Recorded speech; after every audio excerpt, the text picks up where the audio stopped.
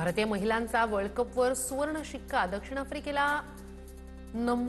52 धावांनी दक्षिण आफ्रिकेचा पराभव करत विश्वविजेतेपदावर नाव कोरलं।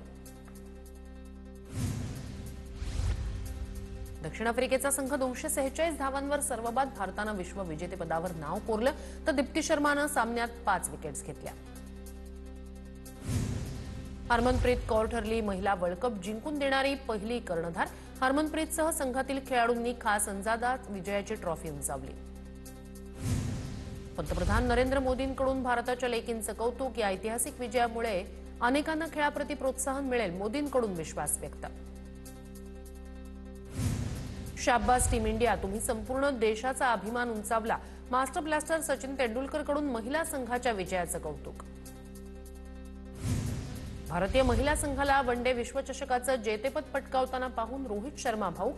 भारताच्या विजयानंतर रोहित शर्माची प्रतिक्रिया व्हायरल। भारतीय महिला संघानं इतिहास रचला। इतक्या वर्षांच्या कठोर परिश्रमाला अखेर प्रत्यक्षात उतरताना पाहून अभिमान वाटतो। किंग कोहलीकडून भारतीय महिला संघाला शुभेच्छा। भारतात सर्वत्र वर्ल्ड कप विजयाचा जल्लोष। भारतीय महिला संघानं दक्षिण आफ्रिकेवर दणदणीत विजय मिळवल्यानंतर ठिकठिकाणी रस्त्यावर जल्लोष। महिला तरुणांसह चिमुकल्यांमध्येही विजयाचा उत्साह।